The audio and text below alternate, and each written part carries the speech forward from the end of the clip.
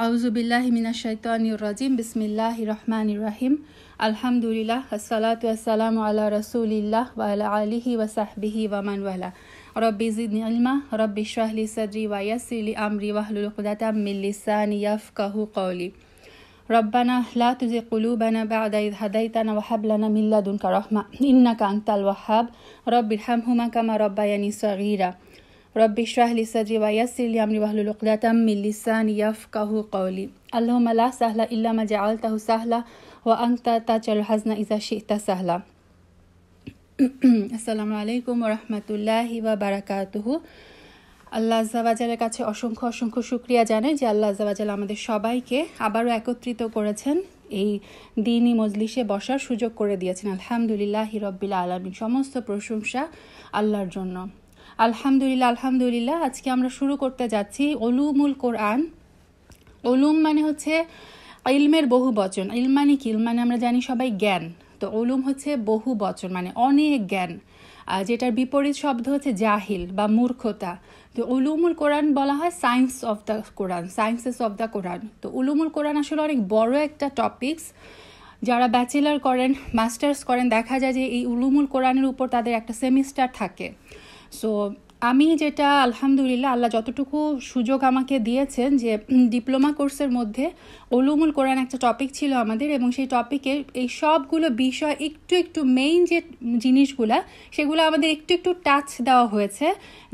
যেহেতু আমরা কোরআন সবাই পড়ি আলহামদুলিল্লাহ, সো কোরআনের এই যে কোরআন শব্দটার অর্থ কি, কোরআনের আর কি কি নাম আছে, তারপর কোরআন কিভাবে নাজিল হলো, কোরআন কিভাবে সংরক্ষিত হলো, কোরআন আর হাদিসে কুদসির মধ্যে পার্থক্য কি, কোরআনে কয় ধরনের সূরা আছে, মাক্কি সূরা কি মাদানী সূরা কি, কোরআনের আয়াতগুলো যেমন মুহকাম মুতাশাবিহা আয়াত আছে, নাসখ মানসুখ আয়াত আছে, তারপরে আসবাবুন নুজুল কি, কোরআনের মুজিজা কি, এগুলা বিভিন্ন জিনিসগুলো হচ্ছে এই উলুমুল কোরআনের টপিকসের অন্তর্ভুক্ত অনেক। এটার মধ্যে ইলমুত তাজবিদ, ইলমুল কিরাত, মানে কোরআনের শাব্দিক অর্থ, অনেক কিছু এই উলুমুল কোরআনের বিষয়বস্তু। তো আমি যতটুকু শিখেছি এই আমার ডিপ্লোমা কোর্সে, সেখান থেকে আপনাদেরকে আমি যতটুকু শিখেছি ইনশাআল্লাহ বিইজনিল্লাহ আমি চেষ্টা করব সেই সবগুলো বিষয় একটু একটু করে টাচ দিয়ে যাওয়া, যে এই কোরআনের বেসিক এই জিনিসগুলো যেন একজন মুসলিম হিসেবে আমরা যেন এগুলো সবাই জানি। এগুলো একদম বেসিক নলেজ, এগুলো জানাটা আমাদের সবার কর্তব্য। তো সেই ইয়েতে আমাদের হয়তো বা 2টা কি 3টা সেশন আমাদের লাগবে এই উলুমুল কোরআনের এই যে মেইন যে টপিকগুলো, সেগুলো একটু একটু করে আল্লাহ আযজা ওয়া জাল আমাদেরকে যতটুকু ক্ষমতা দেন ততটুকু আমরা যেন জানি। তো 2টা বা 3টা হালাকা ইনশাল্লাহ আমরা করব এই উলুমুল কোরআনের উপরে। তো সেই ধারাবাহিকতায় আজকে আমরা প্রথমেই শুরু করব যে কোরআনের সংরক্ষণ, আর কোরআন সংরক্ষণ কিভাবে হয়েছিল, এবং কোরআনের যে মুজিজা, দেখা যাক আমরা কতটুকু কভার করতে পারি। তো আমরা শুরু করি। বিসমিল্লাহ। আল কোরআন। আল কোরআনটা আমরা জানি যে আল্লাহ প্রদত্ত, এটা হচ্ছে মানব জাতির হেদায়েতের জন্য সর্বশেষ মহাগ্রন্থ, এবং এটা হচ্ছে সবচেয়ে সুরক্ষিত। আমরা জানি যে এর আগেও কিন্তু অনেকগুলো আসমানি কিতাব এসেছিল, কিন্তু সেগুলো কিন্তু সংরক্ষণ করা হয়নি। আল্লাহ আযজা ওয়া জাল যেভাবে নাজিল করেছিলেন, আমরা কিন্তু তাওরাত বা ইনজিলের যে ভার্সনটা এখন পাই সেটা কিন্তু অরিজিনাল ভার্সন না। কোরআন হচ্ছে একমাত্র সুরক্ষিত গ্রন্থ, এবং পৃথিবীর ইতিহাসে এটা হচ্ছে সবচেয়ে বেশি পঠিত কিতাব। কোরআন ছাড়া আর এমন কোনো কিতাব নাই পৃথিবীতে যেটা একদম মানুষ একদম প্রথম থেকে শুরু করে শেষ পর্যন্ত এই যে মানে 6,000-এর বেশি আয়াত ওয়ার্ড টু ওয়ার্ড, হরফ বাই হরফ মুখস্থ করা একমাত্র বই হচ্ছে কোরআন। আপনি দেখেন দুনিয়াতে আরও কত লিটারেচার আছে, কত কিছু আছে, কেউ কিন্তু শেক্সপিয়ারের কোনো উপন্যাস প্রথম থেকে লাস্ট পর্যন্ত মুখস্থ করেন, এটা সম্ভবই না। কোরআন হচ্ছে, এটা হচ্ছে আল্লাহর পক্ষ থেকে একটা মুজিজা। এটা হচ্ছে সবচেয়ে পৃথিবীতে সবচেয়ে বেশি পঠিত কিতাব, এবং আমরা ইনশাআল্লাহ নেক্সট উইকে দেখব যে কোরআন শব্দের একটা অর্থ হচ্ছে করা থেকে, যে কুরআন, এই যে লাস্টে আন শব্দটা আসে, এটা মুবালাগা প্যাটার্ন, মানে যেমন রহমান যিনি অনেক বেশি দয়াময়, তারপরে আতশান যিনি অনেক বেশি পিপাসার্ত, গদবান যিনি অনেক বেশি রাগান্বিত, সেরকম কুরআন। এই যে লাস্টে আন শব্দটা আসে, এটা দিয়ে মুবালাগা, আধিক্য বোঝানো হয় আরবিতে। তার মানে এই করা থেকে আসে কোরআন শব্দটা। করা মানে হচ্ছে পড়া, যেমন যে ইকরা পড়ো, প্রথম যে কোরআনের রেভিলেশন, তো করা থেকে আসে কুরআন। কুরআন হচ্ছে সবচেয়ে বেশি বেশি যেটা পড়া হয়, অনেক বেশি পড়া হয় কোরআন। দেখেন প্রত্যেকটা মুসলিম, সুবহানাল্লাহ, মানে এটা আল্লাহর পক্ষ থেকে একটা মুআজিজা যে পৃথিবীতে যে মুসহাফ আকারে আমাদের কাছে যে কোরআনগুলো আছে, মুসহাফ যেটা কাগজে লিপিবদ্ধ, এটাকে আমরা বলি মুসহাফ। তো এই মুসহাফ, প্রত্যেকটা মুসহাফও যদি ধ্বংস করে দেওয়া হয়, পৃথিবীতে হাজার হাজার লক্ষ লক্ষ হাফেজের বুকের মধ্যে আল্লাহ কোরআন সংরক্ষণ করে রেখেছেন, এবং এটা আল্লাহর ওয়াদা, কিয়ামত পর্যন্ত আল্লাহ আজ্জা ওয়া জাল এই কোরআনের সংরক্ষণ করবেন। সো এই যে এত সুরক্ষিত, সবচেয়ে বেশি পঠিত আমাদের জন্য যে আল কোরআন আল্লাহ আজ্জা ওয়া জাল নাজিল করলেন, প্রত্যেক মুসলিমের উচিত সেই কোরআন সংরক্ষণ আর সংকলনের ইতিহাসটা জানা। আমরা যদি আসি যে কোরআন কি কি উপায়ে সংরক্ষণ করা হয়েছিল, প্রথমেই নাম্বার 1-এ আমাদের মনে রাখতে হবে যে আল্লাহ আজ্জা ওয়া জাল স্বয়ং এই কোরআনের সংরক্ষণকারী বলে নিজেকে ঘোষণা করেছেন। যেমন সূরা হিজরের 9 নম্বর আয়াতে আল্লাহ বলেছেন, আউযু বিল্লাহি মিনাশ শাইতানির রাজিম, ইন্না নাহনু নাজ্জালনা যিকরা ওয়া ইন্না লাহু লাহাফিজুন, নিশ্চয়ই আমি কোরআন নাজিল করেছি এবং আমি এর সংরক্ষণকারী। তার মানে কোরআন যে কিয়ামত পর্যন্ত সংরক্ষিত হবে, এটা সংরক্ষণের দায়িত্ব আল্লাহ আজ্জা ওয়া জাল স্বয়ং নিজেই নিয়ে নিয়েছেন। 2 নম্বর হচ্ছে জিনেদের কুপ্রভাব থেকে মুক্ত রাখা। কোরআন অবতীর্ণ হওয়ার আগে যে প্রথম যে আকাশ, আমরা জানি 7টা আকাশ আছে, আমাদের এই যে দুনিয়ার যে আকাশটা আমরা দেখি, এটা হচ্ছে প্রথম আকাশ। তো লাইলাতুল কদরের রাতে আল্লাহ আজ্জা ওয়া জাল সেই লাউহে মাহফুজ থেকে পুরা কোরআনটা এই দুনিয়ার আকাশে, একদম সবচেয়ে নিচের আকাশে, প্রথম আকাশের বায়তুল ইজ্জা নামের একটা জায়গায় পুরা কোরআনটা নাজিল করেছিলেন, এবং সেখান থেকে 23 বছরে ধাপে ধাপে রাসূলুল্লাহ সাল্লাল্লাহু আলাইহি সাল্লামের কাছে পুরা কোরআন নাজিল হয়েছে, অবতীর্ণ হয়েছে। এই কোরআন এই লাউহে মাহফুজ থেকে প্রথম আকাশে অবতীর্ণ হওয়ার আগে প্রথম আকাশে কি হতো, জিন আর শয়তানদের অনিষ্ট থেকে কোরআনকে হেফাজত করার জন্য এই কঠোর প্রহরার ব্যবস্থা করা হয়। মানে প্রথম আকাশটা তখন, প্রথম আসমানের সীমানা আল্লাহ আজ্জা ওয়া জাল কি করেন, এমনভাবে ব্লক করে দেন যে জিনেরা আর সেই প্রথম আকাশে যে কোনো কিছু মানে উকি ঝুঁকি মারতে পারতো না। এটা আমরা পাই সূরা জিনে। সূরা জিনে আল্লাহ নিজেই বলে দিচ্ছেন, সূরা জিনের 9 আর 10 নম্বর আয়াতে জিনেরা বলাবলি করে যে আমরা আকাশের বিভিন্ন ঘাঁটিতে সংবাদ শোনার জন্য বসতাম। এটা কি হতো, ওই যে জিনেরা কি করতো, আকাশের কিছু কিছু মানে ফেরেশতাদের মধ্যে যখন কথোপকথন হতো, সেখান থেকে তারা কিছু কিছু জিনিস শুনে জ্যোতিষীদের কাছে এসে বলতো, আর জ্যোতিষীরা সেটার সাথে সত্য মিথ্যা মিলিয়ে কি করতো, মানুষের মধ্যে বিভ্রান্তি ছড়াতো। মানে ওই যে অনেকে যায় না এখন যে জ্যোতিষীর কাছে যায়, যে জ্যোতিষী বলে দিবে যে আগামীকাল কি হবে, ভবিষ্যতে কি হবে, মানুষ যে এগুলা কিন্তু এই জিনের মাধ্যমে, দুষ্ট জিনের মাধ্যমে কিন্তু এই জ্যোতিষীরা এই কাজগুলো করে। কোরআন যখন এই সপ্ত আসমান থেকে নিচের আসমানে আসবে, এর আগে আল্লাহ আজ্জা ওয়া জাল কি করেন, এই নিচের আসমানে কঠোর প্রহরার ব্যবস্থা করে দেন। এবং এটা জিনেরদের, সূরা জিন থেকে আমরা জানি, জিনেরা বলল যে আমরা আগে এই নিচের আকাশে বিভিন্ন জায়গায় সংবাদ শুনতে বসতাম, কিন্তু এখন কেউ সংবাদ শুনতে চাইলে সে জ্বলন্ত উল্কাপিণ্ড ওত পেতে থাকতো। মানে এখন এই কোরআন নাজিলের আগে সিচুয়েশনটা এরকম হলো, কেউ যদি সংবাদ শুনতে চাইতো তাদের দিকে উল্কাপিণ্ড ছুঁড়ে মারা হতো। তখন জিনেরা বলাবলি করল, আমরা জানি না পৃথিবীবাসীদের অমঙ্গল সাধন করা উদ্দেশ্য, নাকি তাদের পালনকর্তা তাদের মঙ্গল সাধন করার ইচ্ছা রাখেন। সূরা জিনের আয়াত 9-10। তার মানে জিনেরা তখন নিজেদের মধ্যে আলোচনা করতো যে কি ব্যাপার, আকাশে এরকম স্পেশাল প্রহরার ব্যবস্থা কেন? হয় আল্লাহ আজ্জা ওয়া জাল পৃথিবীবাসীদের জন্য কোনো অমঙ্গল সাধনা করবেন, অথবা তাদের জন্য কোনো মঙ্গল সাধনা করার ইচ্ছা করেছেন। মানে তারা বুঝতে পারছিল যে কিছু একটা আসছে। এটা হচ্ছে কোরআন নাজিলের আগে আল্লাহ আজ্জা ওয়া জাল আকাশকে ইভেন জিনেদের কুপ্রভাব থেকে মুক্ত রেখেছিলেন এভাবে।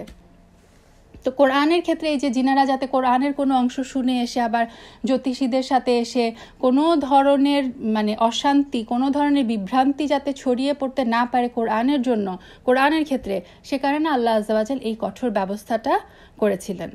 3 নম্বর হচ্ছে আল্লাহর বিশেষ সাহায্য। কোরআন যখন অবতীর্ণ হতো, জিবরাইল আলাইহিস সালাম রাসূল সাল্লাল্লাহু আলাইহি সাল্লামের কাছে যখনই কোনো ওয়াহি নিয়ে আসতেন, রাসূল সাল্লাল্লাহু আলাইহি সাল্লাম সঙ্গে সঙ্গে তার জিহ্বা নাড়াতে শুরু করতেন।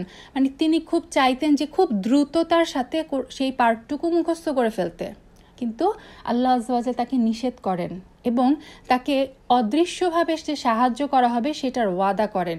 এটা আমরা কোথা থেকে পাই? সূরা কিয়ামার 16 থেকে 19 নম্বর আয়াতে আল্লাহ আযজা ওয়া জাল বলছেন, লা তুহাররিক বিহি লিসানাক, মানে আপনি আপনার এই জিহ্বাকে তাড়াতাড়ি নাড়াচাড়া করবেন না ওহী পড়ার জন্য। তারপর আল্লাহ বললেন, ইন্না আলাইনা জামাআহু ওয়া কুরআনাহু, এই কোরআনের সংরক্ষণের আর এই পাঠ করার দায়িত্ব আমার উপর। অতঃপর আমি যখন তা পাঠ করি তখন আপনি সেই পাঠের অনুসরণ করুন, তারপর বিশদভাবে বর্ণনা করা আমার দায়িত্ব। তার মানে আল্লাহ আযজা ওয়া জাল রাসূল সাল্লাল্লাহু আলাইহি ওয়াসাল্লামকে বললেন যে আপনি আপনার জিহ্বা এত দ্রুততার সাথে নাড়িয়ে এটা কোরআন এত তাড়াতাড়ি মুখস্থ করার চেষ্টা করবেন না। এটা আপনাকে আপনার ভিতরে যে ইলহাম করে দেওয়া, সংরক্ষণ করে এবং আপনাকে দিয়ে পাঠ করানোর দায়িত্ব হচ্ছে আমার। হ্যাঁ, আল্লাহ আযজা ওয়া জাল নিজে এই যে গয়বী যে সাহায্য, সেটা ওয়াদা আল্লাহ আযজা ওয়া জাল রাসূল সাল্লাল্লাহু আলাইহি সাল্লামকে করলেন। এই কারণে দেখা যায় যে রাসূল সাল্লাল্লাহু আলাইহি সাল্লাম প্রতি বছর জিবরাইল আলাইহিস সালামকে সেই বছরে যতটুকু কোরআন অবতীর্ণ হয়েছে সেইটুকু কোরআন শোনাতেন। এটা প্রতি রমাদানে হতো এবং ওনার কাছ থেকে শুনতেন। জিবরাইল আলাইহিস সালাম রাসূল সাল্লাল্লাহু আলাইহি সাল্লামকে একবার শোনাতেন, রাসূল সাল্লাল্লাহু আলাইহি সাল্লাম জিবরাইল আলাইহিস সালামকে আরেকবার শোনাতেন। এবং যে বছর রাসূল সাল্লাল্লাহু আলাইহি সাল্লাম ইন্তেকাল করেন সেই বছর 2 বার শুনিয়েছেন এবং শুনিয়েছেন। এটা হচ্ছে বুখারী শরীফের দলিল থেকে প্রমাণিত। বুখারীর একটা হাদিসে থেকে আমরা পাই যে আবু হুরায়রা রাদিয়াল্লাহু তাআলা আনহু থেকে বর্ণিত, তিনি বলেন, প্রতি বছর জিবরিল আলাইহিস সালাম রাসূল সাল্লাল্লাহু আলাইহি সাল্লামের সাথে একবার করে কোরআন মাজিদ শোনাতেন এবং শুনতেন, কিন্তু যে বছর তার ওফাত হয় সে বছর তিনি রাসূল সাল্লাল্লাহু আলাইহি সাল্লামকে 2 বার শুনিয়েছেন। প্রতি বছর রাসূল সাল্লাল্লাহু আলাইহি সাল্লাম রমাদানে 10 দিন ইতিকাফ করতেন, কিন্তু যে বছর তার ওফাত হয় সে বছর তিনি 20 দিন ইতিকাফ করেন। আচ্ছা, 4 নম্বর হচ্ছে আল্লাহর কালামে কারো হস্তক্ষেপ চলবে না। এটাও আল্লাহ আযজা ওয়া জাল কোরআনে সূরা হাক্কাতে 44 থেকে 47 নম্বর আয়াতে রাসূল সাল্লাল্লাহু আলাইহি সাল্লামকে উদ্দেশ্য করে বলেছেন যে ওয়ালাউ তাকাওয়ালা আলাইনা বা'দাল আকাবিল লা আখাযনা মিনহু বিল ইয়ামিন, সে যদি আমার নামে কোনো কথা বানিয়ে বলতো, মানে কোরআনের কোনো কিছু রাসূল সাল্লাল্লাহু আলাইহি সাল্লাম যদি বানিয়ে বলতেন নিজে নিজে, আল্লাহ কি ওয়ার্নিং দিচ্ছেন, তাহলে আমি তার ডান হাত ধরে ফেলতাম, মানে আমি তাকে পাকড়াও করতাম, অতঃপর তার শিরা কেটে দিতাম, কেউ তখন বাধা দিতে পারতো না। সুবহানাল্লাহ। তো আল্লাহ যদি তার প্রিয় রাসূল সম্পর্কে এই কথা বলতে পারেন, তাহলে পরবর্তীতে যে তার যে খলিফা, 3 জন খলিফা, অথবা এর পরবর্তীতে কেউ যদি কোরআনের মধ্যে কোনো সংযোজন বা বিয়োজন করে, তাহলে আল্লাহ কি তাদেরকে পাকড়াও করতে সক্ষম নন? তার মানে এই যে আল্লাহ তাআলা কোরআনের মধ্যে স্পষ্ট ভাষায় ঘোষণা দিয়ে দিলেন যে কোরআনের কোনো প্রকার সংযোজন এবং বিয়োজন করার ক্ষমতা কারো নেই। যদি এই কাজ কেউ করে, আল্লাহ আযজা ওয়া জাল তাকে সাথে সাথে পাকড়াও করবেন। আচ্ছা, তারপর হচ্ছে কোরআনের চ্যালেঞ্জ। কোরআন যে মানুষের তৈরি গ্রন্থ না, এটা যে আল্লাহর পক্ষ থেকে দেওয়া একটা ঐশী গ্রন্থ, এটা আল্লাহ আযজা ওয়া জাল কোরআনে বারবার চ্যালেঞ্জ করেছেন। যদি কারো মনের মধ্যে কোরআন আল্লাহর তরফ থেকে অবতীর্ণ হওয়ার ব্যাপারে কোনো সন্দেহ থাকে, তাহলে আল্লাহ অনেক জায়গায় বলেছেন যে তারা এরকম একটা কোরআন তারা নিয়ে আসুক। সূরা বনী ইসরাইলের 88-89 নম্বর আয়াতে আল্লাহ বলেছেন যে বলুন, যদি মানব এবং জিন, মানে সমস্ত মানুষ আর সমস্ত জিন এই কোরআনের অনুরূপ রচনা করে নিয়ে আসার জন্য জড়ো হয় এবং তারা পরস্পরের সাহায্যকারী হয়, মানে মানুষ জিনকে আর জিনও যদি মানুষকে হেল্প করে যে এরকম কোরআনের মতো আরেকটা কোরআন নিয়ে আসা, তবুও তারা কখনো এর অনুরূপ রচনা করে আনতে পারবে না। আমি এই কোরআনের মানুষকে বিভিন্ন উপকার দ্বারা সব রকম বিষয়বস্তু বুঝিয়েছি, কিন্তু অধিকাংশ লোক অস্বীকার না করে থাকেনি। তো আল্লাহ আযজা ওয়া জাল পবিত্র কোরআনের বিভিন্ন জায়গায় কিন্তু এই চ্যালেঞ্জ দিয়েছেন। কখনো তিনি বলেছেন যে এরকম একটা কোরআন নিয়ে আসো, যেমন আমরা সূরা বনী ইসরাইলে দেখলাম। কখনো আল্লাহ আযজা ওয়া জাল চ্যালেঞ্জ করেছেন যে তুমি এর মতো 10টা সূরা নিয়ে আসো, কোথাও আবার বলেছেন একটা মাত্র সূরা নিয়ে আসো। তখনকার আরবের লোকেরা কিন্তু সবচেয়ে বেশি পারদর্শী ছিল তাদের সাহিত্যে, অথচ তারা সূরা আল কাউসারের মতো ছোট্ট একটা সূরাও কিন্তু বানিয়ে আনতে পারেনি। একবার একজন আছে যে সূরা ফিলের মতো একটা খুব হাস্যকর একটা সূরার তারা বানিয়ে নিয়ে এসেছিল। এটার কথোপকথনটা আমার মনে নেই, কিন্তু আমাদের ওস্তাদ আমাদেরকে শুনিয়েছিল, মানে খুবই হাস্যকর। তো সূরা কাউসার বা সূরা আসর, এই যে সবচেয়ে কোরআনের যে ছোট্ট সূরা, এদের মতো ছোট্ট এই 3 লাইনের সূরাও কিন্তু আরবরা এত যে বেশি সাহিত্যে পারদর্শী ছিল, কবিতায় পারদর্শী ছিল, তারা কিন্তু কোরআনের মতো একটা ছোট্ট একটা সূরাও কিন্তু বানিয়ে আনতে পারেনি। আরেকটা সংরক্ষণের উপায় ছিল কোরআন মুখস্থ করা। আরবদের স্মরণ শক্তি ছিল খুবই তীক্ষ্ণ। কোরআনের যখনই যে অংশ নাজিল হতো, রাসূল সাল্লাল্লাহু আলাইহি সাল্লামের সাথে সাথে সাহাবীরা তার সাথে সাথে মুখস্থ করে ফেলতেন, এবং সাহাবীগণ এই যে হিফজের মাধ্যমে তখন থেকেই কিন্তু তাদের অন্তরে কোরআনকে সংরক্ষিত করেছেন। এখন আসি আমরা লিখিত যে সংকলন। ইমাম হাকিম তার মুস্তাদরাকে বলেন যে কোরআন 3টা পর্যায়ে সংকলন করা হয়েছে। লিখিত সংকলনের কথা বলছি আমরা। ফার্স্ট লিখিত সংকলন রাসূল সাল্লাল্লাহু আলাইহি সাল্লামের সময়, সেকেন্ড আবু বকর রাদিয়াল্লাহু তাআলা আনহুর সময়, থার্ড উসমান রাদিয়াল্লাহু তাআলা আনহুর খিলাফতের সময়। রাসূল সাল্লাল্লাহু আলাইহি সাল্লামের সময় কি ছিল? রাসূল সাল্লাল্লাহু আলাইহি সাল্লামের তত্ত্বাবধানে সর্বপ্রথম পূর্ণ কোরআনটা লিপিবদ্ধ হয়, কিন্তু এগুলো এক জায়গায় একত্রিত করে আমরা যে এখন যে কোরআনুল কারীম পড়ি, যে মুসহাফ, এই রূপটা দেওয়া হয়নি। মুসহাফ আকারে, একটা গ্রন্থ আকারে রাসূল সাল্লাল্লাহু আলাইহি সাল্লামের সময় এটা গ্রন্থিত হয়নি, কিন্তু বিভিন্ন জায়গায় কোরআনের যে বিভিন্ন আয়াতগুলো লিপিবদ্ধ ছিল। পুরো কোরআনটাই লেখা ছিল, বাট ওই যে একসাথে বই আকারে আমরা এখন যেভাবে পড়ি, সেই রূপটা রাসূল সাল্লাল্লাহু আলাইহি সাল্লামের সময় ছিল না, মুসহাফটা ছিল না। এর কারণ কি? কারণ হচ্ছে, প্রথমত রাসূল সাল্লাল্লাহু আলাইহি সাল্লাম জীবিত থাকার কারণে এর কোনো প্রয়োজনই ছিল না। তিনিই সব কিছু জানতেন। সো কারো যদি কোনো কোয়েশ্চেন আসতো যে এই আয়াতটা জানি কোথায়, রাসূল সাল্লাল্লাহু আলাইহি সাল্লামকে এসে জিজ্ঞেস করলেই তারা সেই উত্তরটা পেয়ে গেলেন। কোরআন নিয়ে কনফিউশনের তখন কোনো সুযোগ ছিল না, যেহেতু রাসূল সাল্লাল্লাহু আলাইহি সাল্লাম তখন জীবিত ছিলেন। সেকেন্ড হচ্ছে, কোরআন নাজিল তো তখনও শেষ হয়নি। রাসূল সাল্লাল্লাহু আলাইহি সাল্লামের একদম পুরো জীবদ্দশায় কিন্তু অলমোস্ট কোরআন নাজিল হয়েছে। সো তার মৃত্যু পর্যন্ত যেহেতু কোরআন নাজিল হয়েছে, সো যে একত্রিত করে যে একটা কিতাব বানিয়ে ফেলবে, সেটা তখনও সম্ভব হয়নি। আর যখন আল কোরআন নাজিল হয়, সেই যুগে লেখার উপকরণ ছিল খুব দুর্লভ, কাগজ ছিল না তখন। তো সাহাবীগণ কি করতেন, যখনই কোনো আয়াত নাজিল হতো, কিছু সাহাবী ছিলেন কাতিব, যারা লিখতেন। সবাই কিন্তু লিখতে পড়তে পারতেন না। যে সমস্ত সাহাবীরা লিখতে পারতেন, তারা কি করতেন, এই কোরআনের আয়াতগুলো খেজুরের ডাল, পাথর, তারপরে উটের চামড়া, হাড়, কাপড়ের টুকরা, গাছের পাতা, বাকল, এই সমস্ত জিনিসের উপর কোরআনের আয়াতগুলো টুকরা টুকরা লিপিবদ্ধ করে সংরক্ষণ করতেন। রাসূল সাল্লাল্লাহু আলাইহি সাল্লামের কাছে জিবরিল আলাইহিস সালাম যখনই কোরআনের কোন একটা অংশ নিয়ে আসতেন, তখন তিনি এইটাও বলে দিতেন যে কোন সূরার কোন জায়গায় এই আয়াতটা সংযোজন হবে। তখন রাসূল সাল্লাল্লাহু আলাইহি সাল্লাম তার যে ওহী লেখক সাহাবী, সেই ওহী লেখক সাহাবীদেরকে ডেকে বলে দিতেন যে এই অবতীর্ণ অংশটা এই সূরার এই জায়গায় বসবে। রাসূল সাল্লাল্লাহু আলাইহি সাল্লামের সামনে বসে এই কোরআন লিপিবদ্ধ করার দায়িত্ব দিয়েছিলেন যে সাহাবীকে, তার নাম হচ্ছে যায়েদ বিন সাবিত। ওনাকে রাসূল সাল্লাল্লাহু আলাইহি সাল্লাম নিজে নির্দেশ দিয়েছিলেন এই লিপিবদ্ধ করার। কোনো আয়াত নাজিল হলে তিনি এই যায়েদ বিন সাবিত রাদিয়াল্লাহু তাআলা আনহুকে ডেকে নিয়ে তেলাওয়াত করে শোনাতেন। আয়াতটি কোন সূরার কোন আয়াতের আগে বা পরে কোথায় বসাতে হবে সেটা নির্দেশনা দিয়ে দিতেন, এবং যায়েদ রাদিয়াল্লাহু তাআলা আনহু সেভাবে লিপিবদ্ধ করে এটার শুদ্ধতা যাচাইয়ের জন্য রাসূল সাল্লাল্লাহু আলাইহি সাল্লামকে আবার পড়ে শোনাতেন। এটা আল ইতকান ফি উলুমুল কোরআন প্রথম খণ্ডে এসেছে, যে রাসূল প্রখ্যাত সাহাবী যায়েদ বিন সাবিত রাদিয়াল্লাহু তাআলা আনহু বর্ণনা করেন, আমরা রাসূল সাল্লাল্লাহু আলাইহি সাল্লামের নিকটে চামড়া অথবা গাছের পাতায় কোরআন লিপিবদ্ধ করতাম। মুসলিমের হাদিসে এসেছে যে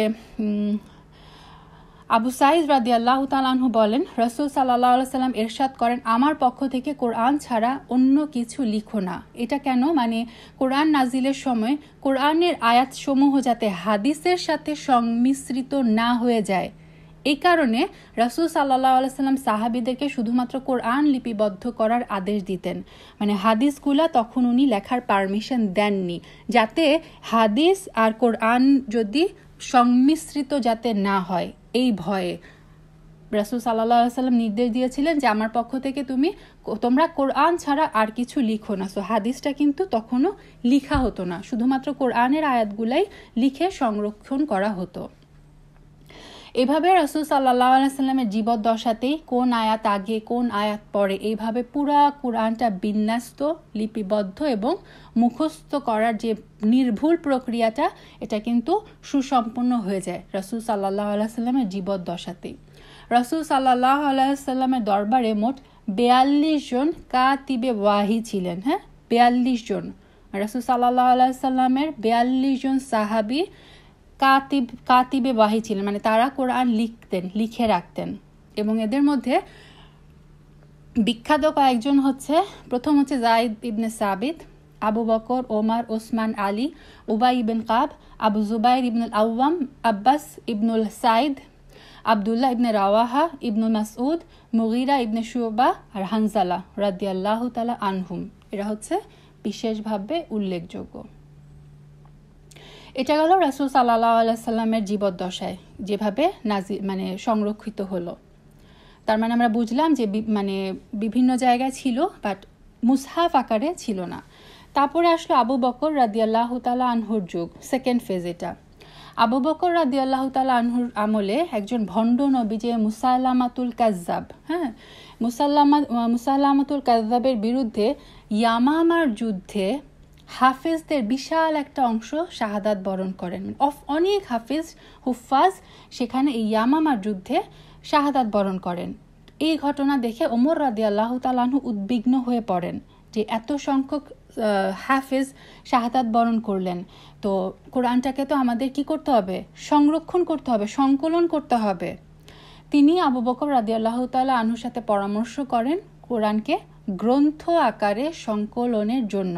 কারণ যেহেতু এখন আর কোরআনের মধ্যে কিছু সংযোজন হবে না, বিয়োজন হবে না, তখন ওমর রাদিয়াল্লাহু তাআলা আনহু পরামর্শ দিলেন যে আমরা এখন এটাকে বই আকারে সংকলন করে ফেলি।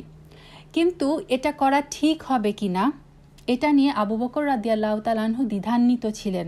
কারণ রাসূল সাল্লাল্লাহু আলাইহি সাল্লাম যেটা করেননি সেটা করাকে তিনি ভালো কাজের মধ্যে মনে করতেন না। দেখেন, কোরআন সংকলনের মতো একটা ভালো জিনিস নিয়ে আবু বকর রাদিয়াল্লাহু তাআলা আনহু একটু দ্বিধান্বিত ছিলেন যে এটাকে আবার বিদআতের মধ্যে পড়ে যায় নাকি। রাসূল সাল্লাল্লাহু আলাইহি সাল্লাম যেহেতু বই আকারে সংরক্ষণ করেননি, আমার কি সেটা করা ঠিক হবে কিনা, তাই তিনি প্রথমে রাজি হলেন না। কিন্তু আল্লাহর তৌফিকে এবং অন্যান্য সাহাবীদের পরামর্শে ফাইনালি তিনি এই কাজে হাত দেন। উনি কিভাবে এই কাজটা করেন? রাসূল সাল্লাল্লাহু আলাইহি সাল্লামের যুগের যে ওহী লেখক যে যায়েদ ইবনে সাবিত রাদিয়াল্লাহু তাআলা আনহুকে তিনি এই গুরু দায়িত্ব প্রদান করেন। তো খলিফা আবু বকর রাদিয়াল্লাহু তাআলা আনহু তখন ফরমান জারি করেন যে যার কাছে কোরআনের যেই অংশ লিখিত আছে সেটা যায়েদ রাদিয়াল্লাহু তাআলা আনহুর কাছে হাজির করতে হবে। কারণ আমরা বলে এসেছি যে যায়েদ রাদিয়াল্লাহু তাআলা আনহুকে রাসূল সাল্লাল্লাহু আলাইহি সাল্লাম স্বয়ং দায়িত্ব দিয়েছিলেন। সো আবু বকর রাদিয়াল্লাহু তাআলা আনহু তাকেই এই দায়িত্বটা দেন। যায়েদ রাদিয়াল্লাহু তাআলা আনহু একই সাথে হাফেজ এবং কাতিব ছিলেন, মানে তিনি কোরআনটা তার মুখস্থও ছিল এবং তিনি কোরআনটা লিখেছিলেনও। একই সাথে হাফেজ এবং কাতিব, সুবহানাল্লাহ। কিন্তু তিনি শুধু এই যে নিজের স্মৃতি আর নিজের লেখার উপর নির্ভর করেননি, তিনি কোরআন সংকলনের ব্যাপারে দুইটা পদ্ধতি অবলম্বন করেন। প্রথম হলো কোরআনের আয়াত সংশ্লিষ্ট সাহাবী বলবেন, আর অপরটি হলো তিনি রাসূল সাল্লাল্লাহু আলাইহি সাল্লামের যুগে লিখিত ওই আয়াতটি প্রদর্শন করবেন। মানে এমন সব সাহাবীদেরকে ওই যে আবু বকর রাদিয়াল্লাহু তাআলা আনহু যখন বললেন যে যার কাছে ওই যে 42 জন যে কাতিব ছিলেন, যার কাছে যা যা লিখিত আছে সবাই সেটা নিয়ে আসো, কালেক্ট করো। যায়েদ রাদিয়াল্লাহু তাআলা আনহুর কাছে আনা হলো এবং যায়েদ রাদিয়াল্লাহু তাআলা আনহু কি করলেন যে তিনি রাসূল সাল্লাল্লাহু আলাইহি সাল্লামের জীবদ্দশায় ওই আয়াত লেখা হয়েছিল এটা উনি নিশ্চিত করলেন। তিনি লিখিত ছাড়া কোরআনের আয়াত সত্যায়নের জন্য শুধু হিফজ যথেষ্ট মনে করেনি, মানে আরেকজনকে নিয়ে আসতেন যে একজন যেটা লিখেছে, আরেকজন রাসূল সাল্লাল্লাহু আলাইহি সাল্লামকে সে কোরআন পড়িয়ে শুনিয়েছে, মানে একজন হাফেজ আর একজন কাতিব, দুইজনকে এনে কম্বাইন করে উনি কি করলেন, কম্পেয়ার করলেন। বহু যাচাই বাছাই করে সাহাবায়ে কেরামদের নিকট যে রাসূল সাল্লাল্লাহু আলাইহি সাল্লামের জীবদ্দশায় লিখিত বিভিন্ন পাণ্ডুলিপি থেকে সেই সময় আবিষ্কৃত এক ধরনের কাগজ, সেই কাগজে গ্রন্থাকারে ফাইনালি তিনি কোরআন লিপিবদ্ধ করেন এবং তিনি তার কাছে লিখিত প্রত্যেকটা আয়াতের সমর্থনে 2 জন করে কাতিবের লেখার সঙ্গে তা মিলিয়েছেন। তার কাছে যে লেখা ছিল এছাড়াও তিনি 2 জন করে কাতিব এনে উনি আবার সেই ভেরিফাই করেছেন এবং সেই কাতিব যে রাসূল সাল্লাল্লাহু আলাইহি ওয়াসাল্লামের সামনে এই আয়াত লিপিবদ্ধ করেছেন তার সপক্ষে আবার 2 জন করে সাক্ষী গ্রহণ করেছেন। সুবহানাল্লাহ, দেখেন উনি কতটা কেয়ারফুল ছিলেন। এবং একই সঙ্গে সেই আয়াত 2 জন হাফেজ একইভাবে মুখস্থ করেছেন কিনা এবং তিনি রাসূল সাল্লাল্লাহু আলাইহি ওয়াসাল্লামের সামনে সেই আয়াত শুনে মুখস্থ করেছেন তার সপক্ষেও 2 জন করে সাক্ষী তলব করেছেন। রাসূল সাল্লাল্লাহু আলাইহি ওয়াসাল্লাম যেরকম নির্ভুলভাবে আল্লাহর কালামকে পেশ করেছেন, সংকলনের ক্ষেত্রেও সাহাবীরা ছিলেন একই রকমভাবে আন্তরিক এবং সত্যনিষ্ঠ। সো এই যে গ্রন্থাকারে যে সংকলন করা হবে কোরআন, সেটা যাতে নির্ভুল হয় সেজন্য তারা সব রকমের সতর্কতা গ্রহণ করেছিলেন। তো এইভাবে রাসূল সাল্লাল্লাহু আলাইহি সাল্লামের ওফাতের 1 বছরের মধ্যে পুরা কোরআন একত্রে গ্রন্থাকারে সংকলনের এই কাজটা সম্পন্ন হয় এবং সেটার একটা কপি প্রথম খলিফা আবু বকর রাদিয়াল্লাহু তাআলা আনহুর কাছে থাকে। তার ইন্তেকালের পরে দ্বিতীয় খলিফা ওমর রাদিয়াল্লাহু তাআলা আনহুর দায়িত্বে সেটা চলে যায়। তার ইন্তেকালের পরে তার মেয়ে অর্থাৎ রাসূল সাল্লাল্লাহু আলাইহি সাল্লামের স্ত্রী হাফসা রাদিয়াল্লাহু তাআলা আনহা এই মুসহাফ সংরক্ষণ করেন। সাহাবীদের কেউ এই কোরআন নিয়ে আপত্তি জানানি, সবাই এক বাক্যে সমর্থন করেছিলেন যে হ্যাঁ, এটা হচ্ছে এক্স্যাক্টলি রাসূল সাল্লাল্লাহু আলাইহি সাল্লামের সময় আমরা যে কোরআন শুনেছিলাম এটা হচ্ছে এক্স্যাক্টলি সেই কোরআনেরই কপি। এটা গেল আবু বকর রাদিয়াল্লাহু তাআলা আনহুর সময়। তারপরে থার্ডে আসলো উসমান রাদিয়াল্লাহু তাআলা আনহুর যুগ। আমরা ইনশাল্লাহ নেক্সট উইক বা তার পরের উইকে দেখব যে কোরআন 7টা আহরুফ, 7টা আহরুফে কোরআনটা নাজিল হয়েছিল, 7টা ডায়ালেক্টে, আরবের 7টা আঞ্চলিক ভাষায় পাঠ করার সুবিধার জন্য 7টা আঞ্চলিক ভাষায় কোরআনটা নাজিল হয়েছিল। কিছু কিছু শব্দ জাস্ট হচ্ছে একটু চেঞ্জ, অর্থ পুরাই সেম, জাস্ট কিছু কিছু শব্দ ডায়ালেক্টের জন্য পাঠ করার সুবিধার্থে 7টা আহরুফে কোরআনটা নাজিল হয়েছিল। তো উসমান রাদিয়াল্লাহু তাআলা আনহুর যুগে ইসলাম দূর দূরান্তে ছড়িয়ে যায়, অনেক মানুষ তখন দলে দলে ইসলামে প্রবেশ করে এবং হুযায়ফা রাদিয়াল্লাহু তাআলা আনহু ইয়ামান, আর্মেনিয়া, আজারবাইজান সীমান্তে যখন জিহাদে উনি মশগুল ছিলেন তখন উনি দেখলেন যে সেখানে মানুষের মধ্যে যে কোরআন পাঠের রীতি নিয়ে মতবিরোধ চলছে। কেউ বলছে এটা তো এইভাবে, কেউ বলছে না এটা তো এইভাবে নেই, শব্দটা তো এরকম। তো আরব আর অনারবের মধ্যে কোরআনের কিরাত, কোরআনের উচ্চারণে ব্যাপক মতপার্থক্য তৈরি হয় ওই টাইমটায়, এই ওসমান রাদিয়াল্লাহু তাআলা আনহুর যুগে। এমনকি এটা নিয়ে ফিতনা চরম আকারে ধারণ করে, একদল আরেক দলকে কাফের পর্যন্ত বলে ফেলে। এই অবস্থা দেখে হুযায়ফা রাদিয়াল্লাহু তাআলা আনহু জিহাদ থেকে ফিরে ওসমান রাদিয়াল্লাহু তাআলা আনহুকে বলেন যে এক রীতিতে কোরআন পড়ার রেওয়াজ জারি করা উচিত, না হলে আমাদের উম্মার মধ্যে বিভেদ সৃষ্টি হয়ে যাচ্ছে এটা নিয়ে। কেউ বলছে আমার কেরাত ঠিক আছে, কেউ বলছে না তুমি ভুল বলছো, তুমি কাফের হয়ে গেছো। চরম একটা ফিতনার পরিণত হচ্ছিল এটা। তখন ওসমান রাদিয়াল্লাহু তাআলা আনহু অবিলম্বে এটা নিয়ে তার যে নেতৃস্থানীয় সাহাবীগণ ছিল তাদের সাথে পরামর্শ করে 4 জন বিশিষ্ট সাহাবীদের সমন্বয়ে একটা বোর্ড গঠন করেন। এই 4 জন সাহাবী ছিলেন যায়েদ ইবনে সাবিত, আব্দুল্লাহ ইবনে জুবায়ের, সাইদ ইবনুল আস এবং আব্দুর রহমান ইবনে হারিস রাদিয়াল্লাহু তাআলা আনহুম। ওসমান রাদিয়াল্লাহু তাআলা আনহুর নির্দেশে হাফসা রাদিয়াল্লাহু তাআলা আনহুর কাছে যে আবু বকর রাদিয়াল্লাহু তাআলা আনহুর সময় সংকলিত কোরআনের যে কপিটা ছিল সেটা নিয়ে আসা হয়। এই কপিটার অনুসরণ করে এই যে উচ্চারণে পাঠের যে বিভিন্নতা দূর করার জন্য এবং কোরআশদের ভাষার উচ্চারণটা ছিল সর্বোৎকৃষ্ট, সে কারণে শুধুমাত্র কোরআশি যে ডায়ালেক্টটা, কোরআশি যে উচ্চারণটা, সেই ভাষায় কোরআন লিপিবদ্ধ করার দায়িত্ব দেওয়া হয় আবারও জায়েদ বিন সাবিত রাদিয়াল্লাহু তাআলা আনহুকে।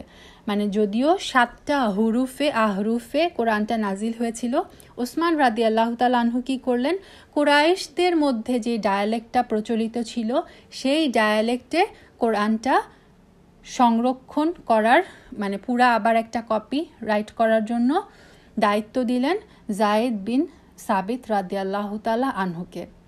এভাবে ওসমান রাদিয়াল্লাহু তাআলা আনহু একদম প্রত্যক্ষ তত্ত্বাবধানে পবিত্র কোরআনের সংকলিত ও বিভিন্ন প্রদেশে প্রেরিত হয় বিধায় ওসমান রাদিয়াল্লাহু তাআলা আনহুকে বলা হয় জামিউল কোরআন বা কোরআন সংগ্রহকারী। ওসমান রাদিয়াল্লাহু তাআলা আনহুর সময় কপি করা হয়েছিল বলে এটা পরিচিতি লাভ করে মুসহাফে উসমানী। এখনও আমরা বলি যে উসমানী মুসহাফ।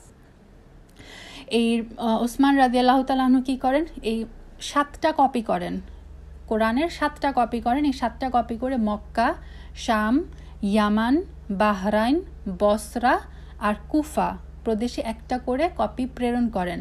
আর রাজধানী ছিল তখন মদিনাতে, তো রাজধানী মদিনাতে একটা কপি খলিফার নিকট সংরক্ষিত রাখা হয়। তারপরে এই যে বিভ্রান্তি নিরসনের জন্য কি করে, আগের যে বিক্ষিপ্তভাবে সংরক্ষিত কপিগুলো সবার কাছ থেকে সংগ্রহ করে সেগুলোকে বিনষ্ট করে দেওয়া হয়।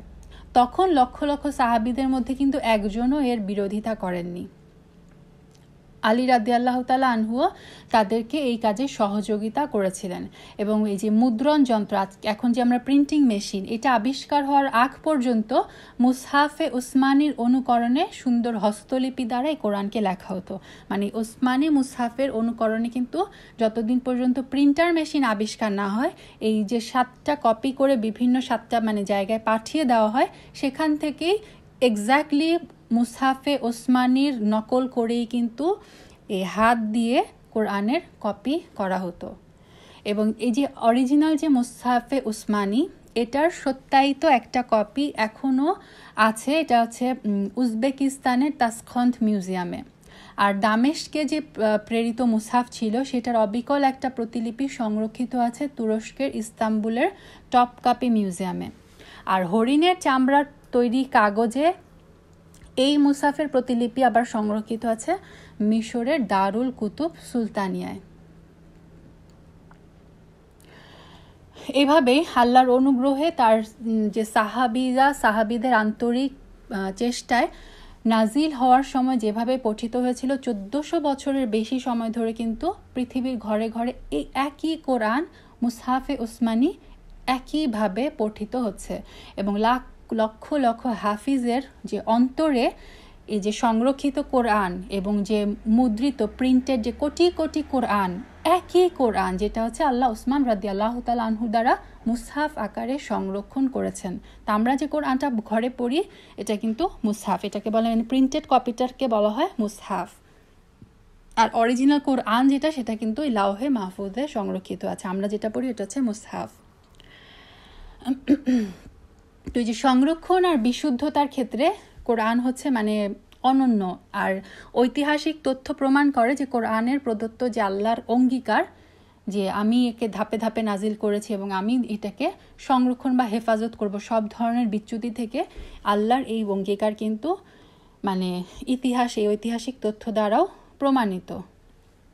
রাসূল সাল্লাল্লাহু আলাইহি সাল্লামের নবুয়ত প্রাপ্তির পরে এই ওয়াহি নাজিল থেকে শুরু করে তার ওফাত পর্যন্ত কোরআনের প্রত্যেকটা বিধান নিজের, তার পারিবারিক, সামাজিক, রাষ্ট্রীয় পর্যায়ে রাসূল সাল্লাল্লাহু আলাইহি সাল্লাম বাস্তবায়ন করে গেছেন, প্রতিষ্ঠা করে গেছেন এবং দিনের সমস্ত বিধান রাসূল সাল্লাল্লাহু আলাইহি সাল্লাম কিন্তু পূর্ণ করে গেছেন। আল্লাহ আযজা ওয়া জাল্লা আমাদেরকে যেন এই ওয়াহির বিধানগুলো পরিপূর্ণভাবে জানার এবং জীবনের প্রত্যেকটা ক্ষেত্রে বাস্তবায়ন করে এর মাধ্যমে আল্লাহর নৈকট্য অর্জন করার তৌফিক দেন, আল্লাহুম্মা আমিন। তো এইটা গেল মোটামুটি কোরআন সংরক্ষণ কিভাবে হয়েছিল ধাপে ধাপে, সেটা আমরা একটু দেখলাম আলহামদুলিল্লাহ। এখন আসি আমরা সেকেন্ড টপিকে, যে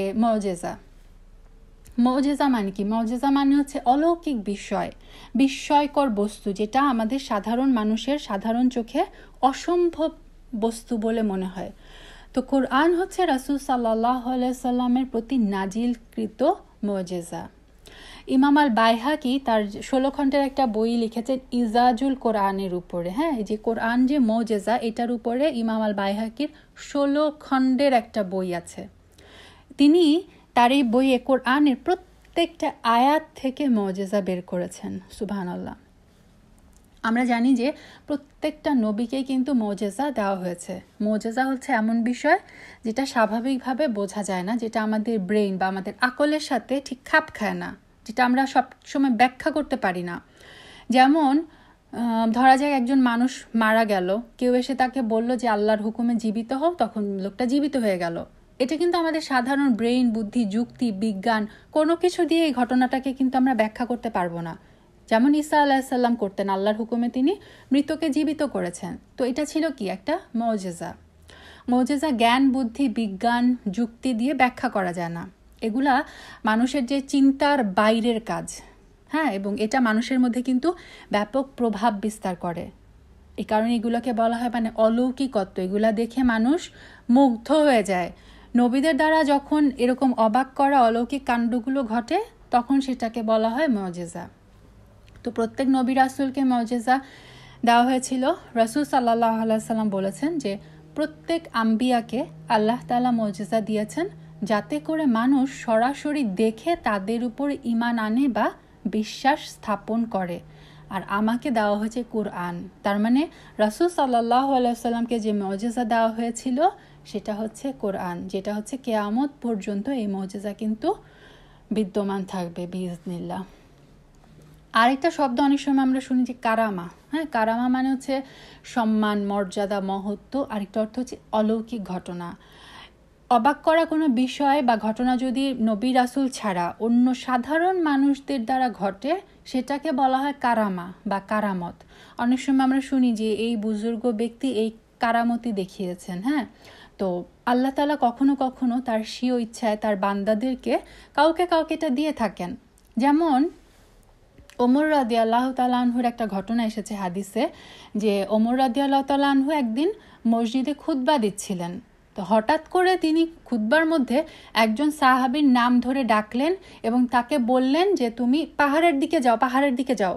অথচ সেই সাহাবী কিন্তু তখন সেই জমায়েতে উপস্থিত ছিলেন না, বরং সেই সাহাবী তার নেতৃত্বে মুমিনদের একটা দল নিয়ে অনেক দূরের একটা স্থানে যুদ্ধ করছিল।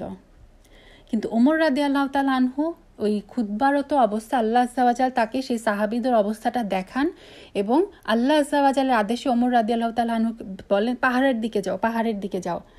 সুবহানাল্লাহ, সেই সাহাবী ওমর রাদিয়াল্লাহু তাআলা আনহুর এই কথা ওইখান থেকে শুনতে পেয়েছিলেন। হ্যাঁ, এবং পরে উনি এসে এটা মানে বর্ণনা করেন যে আমি তো শুনলাম যে খলিফা আমাকে নির্দেশ দিলেন যে তুমি পাহাড়ের দিকে যাও, অথচ দুইজনের মধ্যে ডিস্টেন্স কিন্তু না অনেক, এটা অসম্ভব একটা ব্যাপার। এটা হচ্ছে ওমর রাদিয়াল্লাহু তাআলা আনহুকে দেওয়া আল্লাহর তরফ থেকে একটা কারামা। এটা কেউ নিজে ইচ্ছা মতো পায় না, আল্লাহ যখন ইচ্ছা যাকে খুশি দিয়ে থাকেন। তো দেখেন, এখন কেউ যদি বলে যে তার মানে ওমর রাদিয়াল্লাহু তাআলা আনহু সবসময় এই কারামা পেতেন না। ওমর রাদিয়াল্লাহু তাআলা আনহুকে আমরা জানি যে ফজরের সালাতে ইমামতি করার সময় এক মুনাফিক তাকে ছুরিকাঘাত করে। তো মসজিদের এত দূরে অবস্থান করে তিনি ওই ঘটনাটা দেখতে পান, অথচ সেই মুনাফিক তাকে মারার জন্য অস্ত্রশস্ত্র নিয়ে মসজিদে উপস্থিত ছিলেন, এই ব্যাপারে কিন্তু তিনি কিছুই জানতেন না। তার মানে কারামাতটা আল্লাহ যখন ইচ্ছা এবং যাকে ইচ্ছা তিনি দেন এবং তখন সেটা ঘটে। তো এর মানে আবার এটাও না যে সব বুজুর্গ ব্যক্তিরই কারামতি থাকবে, কারামতি না দেখালে সে বুজুর্গ ব্যক্তি না, এটাও না। এটা জরুরি না যে কারামত থাকতেই হবে। অনেক সময় আবার কারামত কিন্তু এই কেরামতিগুলা কিন্তু শয়তানের পক্ষ থেকেও আসে। সো মনে রাখতে হবে যে অবাক করা কোনো ঘটনা শয়তানও দেখাতে পারে, আবার যে শয়তানের যে দোসর জিনরা তাদের মাধ্যমেও কিন্তু মাঝে মধ্যে এর ধরনের অবাক করা কাণ্ড ঘটতে পারে। সো কোনো বুজুর্গ ব্যক্তির কেরামতির ব্যাপারে যখন আমরা শুনবো, বিশ্বাসের ব্যাপারে আমাদের সাবধান থাকতে হবে। মুজিজা হচ্ছে কোরআন ও হাদিস দ্বারা প্রমাণিত, মুজিজাকে আমাদের অবশ্যই বিশ্বাস করতে হবে।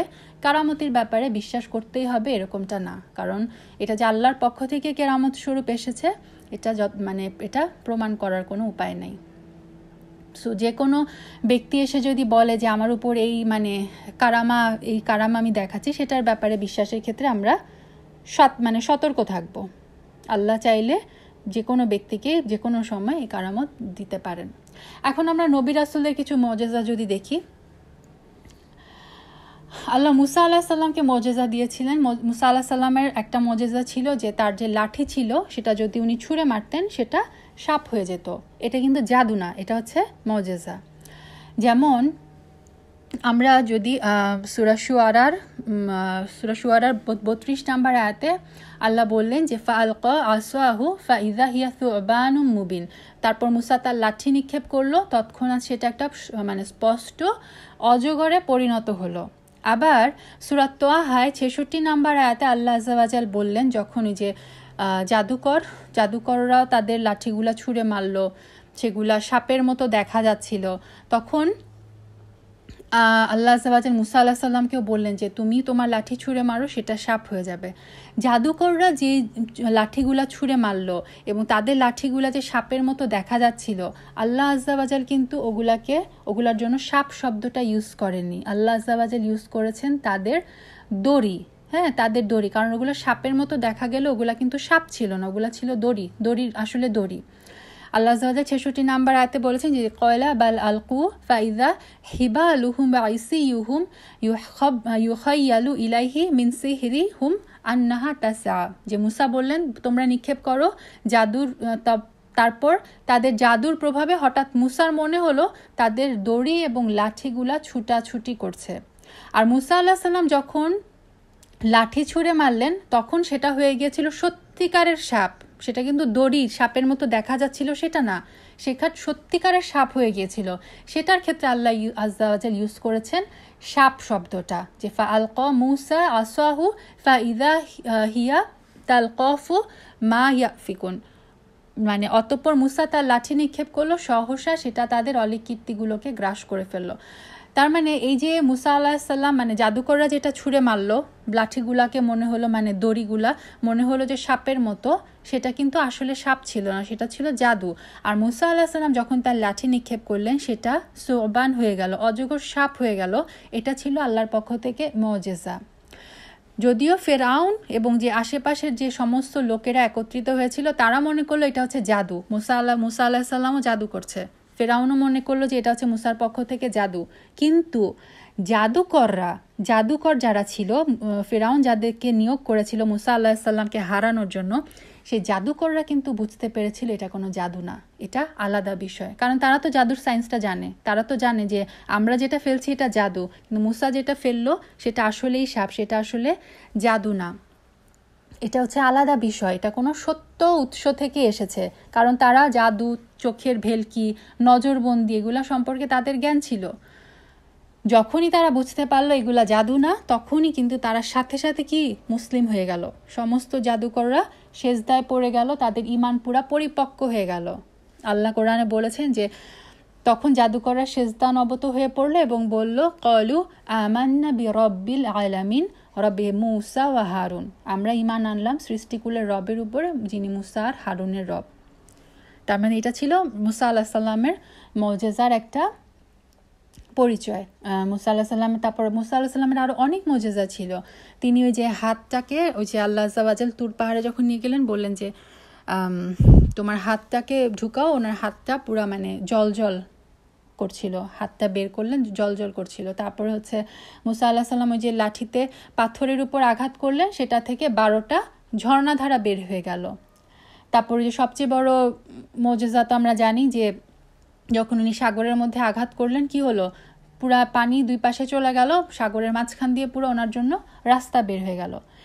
তো মুজিজার একটা ব্যাপার হচ্ছে যে যখন যেই পরিস্থিতি, সেই পরিস্থিতি অনুযায়ী মুজিজা দেওয়া হয়। যেমন মুসা আলাইহিস সালামের সময় জাদুর পরিচিতি বেশি ছিল, সে কারণে তাকে এই জাদু টাইপের মুজিজা দেওয়া হয়েছিল। আবার ঈসা আলাইহিস সালামের সময় চিকিৎসা বিদ্যার ব্যাপারটা বেশি প্রচলিত ছিল, ওষুধপত্রর সাথে মানুষের পরিচিতি ছিল। সে কারণে ঈসা আলাইহিস সালামকে আল্লাহ এমন মুজিজা দিলেন, কি ধরনের, যে তিনি জন্মান্ধর চোখে যদি হাত দিতেন আল্লাহর হুকুমে সে চোখ ভালো হয়ে যেত। কুষ্ঠরোগীর গায়ে হাত দিলে আল্লাহর হুকুমে সে কুষ্ঠরোগী ভালো হয়ে যেত। মাটি দিয়ে পাখি বানিয়ে তাতে ফু দিলে আল্লাহর হুকুমে সেটা সত্যি পাখি হয়ে উড়ে যেত। এমনকি তিনি মৃত মানুষকে যদি বলতেন আল্লাহর হুকুমে উঠে দাঁড়াও, তাহলে সে উঠে দাঁড়াতো। তো এগুলো হলো আল্লাহর দেওয়া মুআজিজা, যাতে করে মানুষ নবুয়তের প্রতি আল্লাহর উপরে তাদের ঈমানটা আরও দৃঢ় হয়। সালেহ আলাইহিস সালামকে উটনির মুআজিজা দেওয়া হয়েছিল। আল্লাহর ইচ্ছা তাদের সম্প্রদায়ের জন্য পাহাড়ের নিচ থেকে বিশাল এক উটনি বের হয়ে আসে। এত বড় উটনি ছিল সেটা যে বিরাট একটা কুয়ার পানি এই উটনিকে একাই সে একদিন পান করে ফেলতো, আরেকদিন হচ্ছে পুরা কাবিলা, পুরা গোত্রের লোকজন ব্যবহার করত। সামুদ জাতির কেন এই উটনির মুআজিজাটা সামুদ জাতিকে কেন দেওয়া হলো? কারণ সামুদ জাতি এরকম জাতি ছিল যে তারা পাহাড় কেটে ঘর বাড়ি বানাতো, পাহাড় কেটে তারা ঘর বাড়ি বানাতো। সো এই যে এটাকে তারা ভাবতো অনেক বড় ব্যাপার। আল্লাহ আজ্জা ওয়াজাল সেই পাহাড়ের ভিতর থেকে একটা জ্যান্ত উটনি বের করে আনলেন। এই পাহাড় থেকে তারা জানে যে এই পাহাড় থেকে উটনি বের করা কারো পক্ষে সম্ভব না। উটনি কেন, জ্যান্ত কোনো কিছু, এমনটা একটা মাছিও বের করা সম্ভব না। এটা ছিল আল্লাহর পক্ষ থেকে অলৌকিক একটা নিদর্শন। তো এইভাবে আগের নবীদের কিতাব ছাড়াও, কিতাব তো ছিলই, যাদেরকে কিতাব দেওয়া হয়েছিল, কিতাব ছাড়াও বিভিন্ন মুআজিজা দেওয়া হয়েছে। কিন্তু রাসূল সাল্লাল্লাহু আলাইহি সাল্লাম, আমাদের যে সর্বশেষ নবী এবং রাসূল মুহাম্মদ সাল্লাল্লাহু আলাইহি সাল্লামকে মুআজিজা হিসেবে দেওয়া হয়েছে কোরআন, যেটা হচ্ছে সবার জন্য। সেটা শুধুমাত্র দেখেন মুসা আলাইহিস সালামের যে মুআজিজা, সেটা কিন্তু তার আমলে তার যে সঙ্গীরা ছিল শুধুমাত্র তারাই দেখেছে। আমরা সেটা শুনি, আমরা কিন্তু সেটা দেখিনি। ঈসা আলাইহিস সালামের মুআজিজাগুলা তার সময়ের যে লোকজন শুধুমাত্র তারাই দেখেছে। আমরা ঘটনা শুনি, আমরা কিন্তু দেখিনি। রাসূল সাল্লাল্লাহু আলাইহি সাল্লামের উপর যে মুআজিজা, সেটা হচ্ছে সবচেয়ে বড় মুআজিজা, কারণ কিয়ামত পর্যন্ত এই মুআজিজাটা কিন্তু বিদ্যমান। আমরা এখনো এই মুআজিজাটা কিন্তু আমরা এখনো কোরআন পড়ি, সেই অবিকল সেই একই কোরআন পড়ি কিয়ামত পর্যন্ত। এটা সবার জন্য, এটা হচ্ছে মুআজিজা। কোরআন হচ্ছে জ্ঞানের মুআজিজা। যাদের অন্তর্দৃষ্টি আছে, উলুল আলবাব, তারা যেন এটা বুঝতে পারে। মুআজিজা কেন দেওয়া হয়? মুআজিজা দেওয়ার একটা উদ্দেশ্য হচ্ছে মুআজিজা মানুষের ঈমান বৃদ্ধি করে। আমরা মনে করি যে মুআজিজা দেখানো হয় শুধুমাত্র সত্য প্রমাণ করার জন্য, কিন্তু আল্লাহ শুধুমাত্র প্রমাণ করার জন্য মুআজিজা দেখান না। মুআজিজা দেখান যাতে মানুষের অন্তরের অবস্থার পরিবর্তন হয়। যেমন যে সূরা বাকারাতে যে ঘটনাটা বর্ণনা আছে, বাকারা যে গরু নিয়ে যে ঘটনাটা, যে বনি ইসরায়েলের একটা ছেলে তার চাচাকে মেরে ফেলে, মুসা আলাইহিস সালাম আল্লাহ তাআলার হুকুম জানিয়ে তাদেরকে বলেন যে গরু জবাই করতে। তো নানা প্রশ্ন করে আলটিমেটলি তারা একটা গরু জবাই করে। তো সেই গরুরই একটা গোশতের একটা টুকরা দিয়ে সেই মৃত লোকটাকে যখন আঘাত করা হয়, তখন সে আবার জীবিত হয়ে উঠে এবং বলে দেয় যে তার ভাতিজা তাকে মেরেছে। তো এটা ছিল কত বড় একটা ঘটনা, কত বড় ধরনের একটা মুআজিজা। তো সূরা বাকারায় আল্লাহ আজ্জা ওয়াজাল বলেছেন যে তারপর আমরা বললাম, এর কোনো অংশ দিয়ে তাকে আঘাত করো। এমনিভাবে আল্লাহ মৃতকে জীবিত করেন, তোমাদেরকে দেখিয়ে থাকেন তার নিদর্শন, যাতে তোমরা অনুধাবন করতে পারো। আল্লাহ আজ্জা ওয়াজাল বললেন যে বাকারার ঘটনাটা কেন আসলো, যাতে তোমরা বুঝো এই নিদর্শন দেখে। তো আল্লাহ, যিনি একজনকে মৃত্যুর পরে জীবিত করতে সমর্থ, তিনি অবশ্যই সবাইকে মৃত্যুর পরে পুনর্জীবিত করতে সক্ষম। কিন্তু এই ঘটনা দেখার পরও কি বনি ইসরায়েলের সবার ঈমান বৃদ্ধি হয়েছে? তারা কি সবাই আল্লাহর নির্দেশ মেনে নিয়েছে? না। আল্লাহ আজ্জা ওয়াজাল সূরা বাকারার ইমিডিয়েট পরের আয়াতেই বলেছেন, এরপরও তোমাদের হৃদয় কঠিন হয়ে গেল, যেন পাথর কিংবা তার চেয়েও কঠিন। তার মানে কি, এই যে এত বড় মুআজিজা দেখেও তাদের অন্তরে কিন্তু এটা কোনো প্রভাব ফেলতে পারেনি। তো মুআজিজা যে সবসময় ঈমান বৃদ্ধি করবে এরকম নাও হতে পারে, যদি আল্লাহ তৌফিক না দেন। আমরা জানি যে সূরা বাকারায় আরেকটা ঘটনা আমরা জানি যে ইব্রাহিম আলাইহিস সালামও কিন্তু মুআজিজা দেখতে চেয়েছিলেন। আল্লাহকে তিনি বলেছেন, আল্লাহ, মৃতকে কিভাবে আপনি জীবিত করেন সেটা আমাকে দেখান।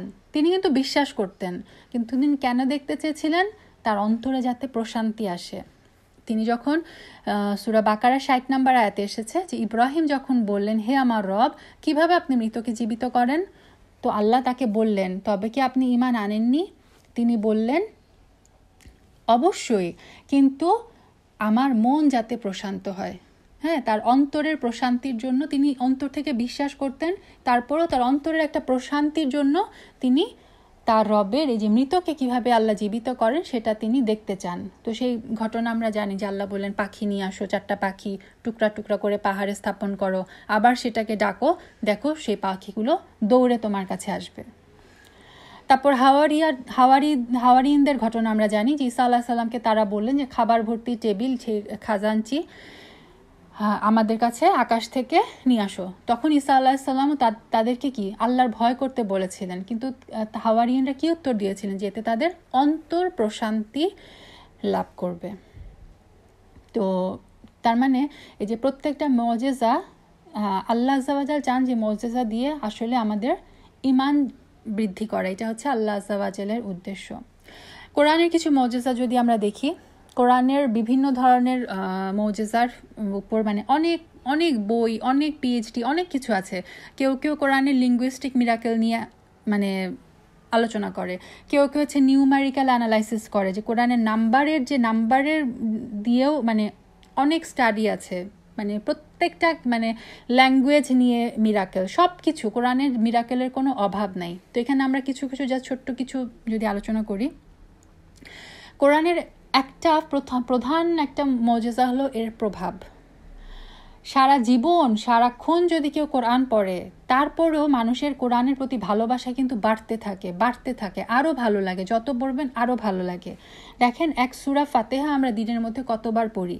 আমরা এই কোরআন ছাড়া অন্য যে কোনো বই, অন্য যে ধরেন আপনার খুব প্রিয় কোনো একটা উপন্যাস, সেটাকেও যদি আপনি কয়বার পড়তে পারবেন লাইফে, আপনার কি ভালো লাগবে যে আপনি দিনের মধ্যে মানে কিছুক্ষণ পরপর ওইটা পড়বেন? আপনি কিন্তু বেশি দিন পড়তে পারবেন না। কোরআন হচ্ছে এটা হচ্ছে কোরআনের মুজিজা। কোরআন আপনি যত পড়বেন, কোরআনের প্রতি ভালোবাসা আপনার তত বাড়বে। এবং কোরআনকে আল্লাহ আযজা ওয়া জাল সহজ করে দিয়েছেন।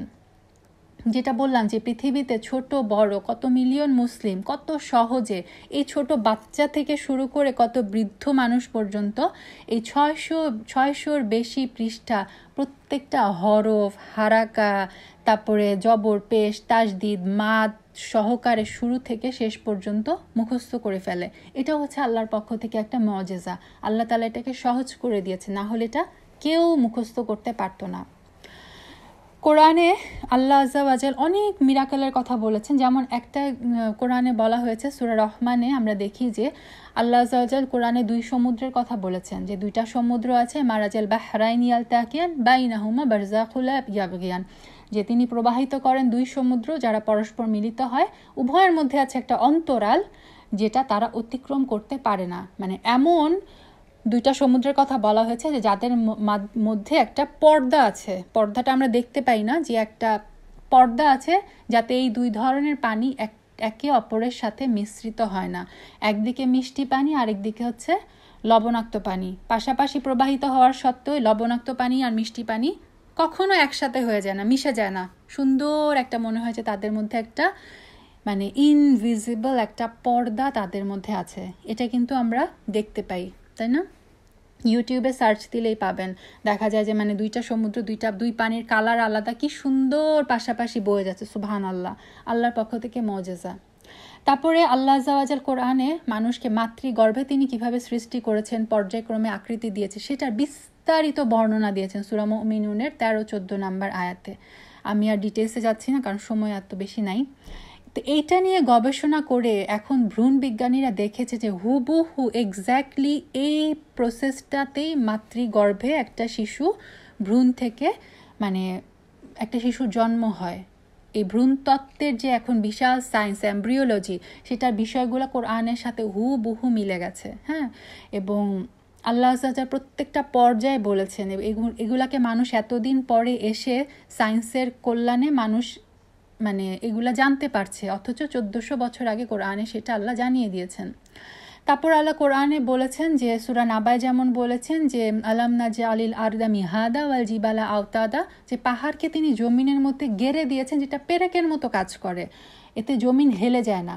এখন বিজ্ঞানীরা গবেষণা করে বের করেছেন যে হ্যাঁ, পাহাড়ের কারণে জমিনটা পুরো ব্যালেন্সড হয়ে আছে, পাহাড়ের কারণে জমিটা ভেসে যাচ্ছে না, মানে ঠিক মতো আছে।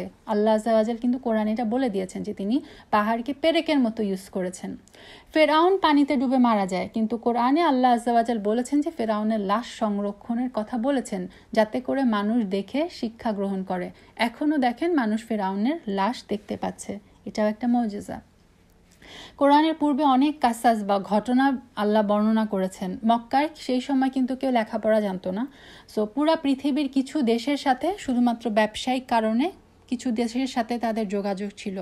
সো এই যে আগের ঘটনা জানা, মুসা আলাহিসাল্লামের ঘটনা, ঈসা আলাহিসাল্লামের ঘটনা, এগুলা তাদের পক্ষে জানা কোনোভাবেই সম্ভব ছিল না। এমনকি ছোট ছোট প্রশ্ন জানার জন্য কি মানে রাসূল সাল্লাল্লাহু আলাইহি সাল্লামকে কীভাবে মানে তারা আটকে দিবে সেটা জানার জন্য তাদের কি করতে হয়েছে, মদিনাতে ইহুদিদের কাছে যেতে হয়েছে।